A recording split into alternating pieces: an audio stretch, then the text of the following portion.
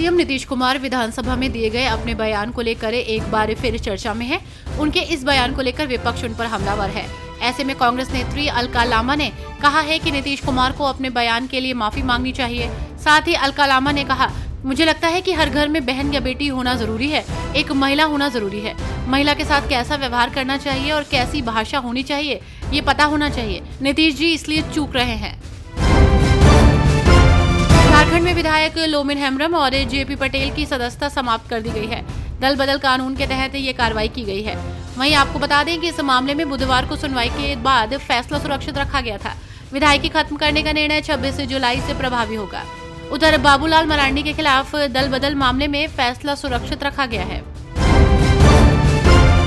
कानपुर की सीसामऊ सीट से समाजवादी पार्टी के निवर्तमान विधायक इरफान सोलंकी को आज भी इलाहाबाद हाई कोर्ट से कोई फौरी राहत नहीं मिली है। इरफान सोलंकी की याचिका पर इलाहाबाद हाई कोर्ट में आज सुनवाई हुई। हाई कोर्ट में हुई सुनवाई के दौरान यूपी सरकार ने आपत्ति दाखिल करने के लिए एक बार फिर मोहलत मांगी है।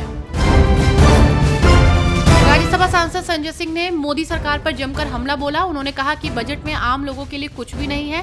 साथ ही संजय सिंह ने कहा कि अब मोदी सरकार में एक ही योजना बाकी है। वो योजना है, इस देश के नौजवानों को कटोरा बांटा जाएगा, भीख मांगो योजना। आपने कहा 5वीं बड़ी अर्थव्यवस्था है, इसका लाभ किसे मिल रहा है? वो हैं आपके चंद उद्योगपति, रेहड़ी पटरी वालों के लिए कुछ नहीं है।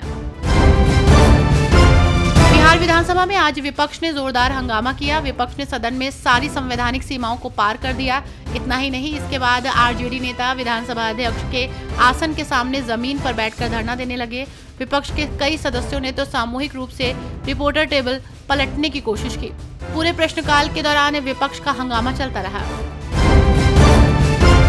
लोकसभा में जालंधर सांसद चरणजीत सिंह चन्नी ने सिद्धू मूसेवाला और अमृतपाल सिंह का मुद्दा उठाया।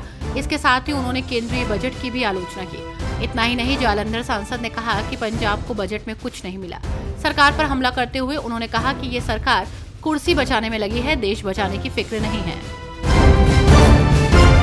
राज ठाकरे के ऐलान के बाद से सियासी बवाल मचा हुआ है। ऐसे में अब इसे लेकर शरद पवार गुट के नेता जितेंद्र अवहार ने कहा कि राज ठाकरे कैलकुलेशन करके नहीं बोलते। वो क्या करेंगे वो उनके परिवार को ही नहीं पता होता। वो अपनी भूमिका बदलते रहते हैं और उन्हें एक विचारधारा पर चलने की आदत नहीं है। रोहतक से कांग्रेस सांसद दीपेंद्र हुड्डा ने अर्धसैनिक बलों की मांगे उठाई हैं। उन्होंने कहा कि सीएपीएफ को भी सेना की तरह ओल्ड पेंशन का लाभ मिलना चाहिए। रोहतक सांसद ने कहा कि देश की सुरक्षा करने वाले सशस्त्र बलों के हित और उनके भविष्य की सुरक्षा करना सरकार का दायित्व है। साथ ही उन्होंने कहा कि उन्हें भी सेना की तरह 100 दिनों का अवकाश मिले। मुख्यमंत्री पुष्कर सिंह धामी ने परेड ग्राउंड देहरादून में 24 जुलाई से 28 जुलाई तक आयोजित होने वाली 22वीं उत्तराखंड राज्य जूनियर और सीनियर बैडमिंटन चैंपियनशिप का शुभारंभ किया।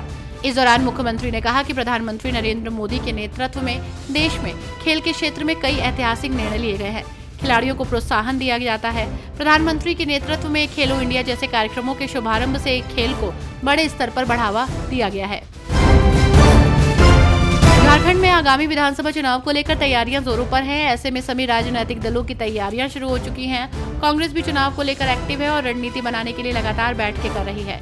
पार्टी में टिकट बंटवारे को लेकर भी तैयारियां हो चुकी हैं। प्रदेश कांग्रेस प्रभारी ने सभी को चुनाव के लिए तैयार रहने को कहा है।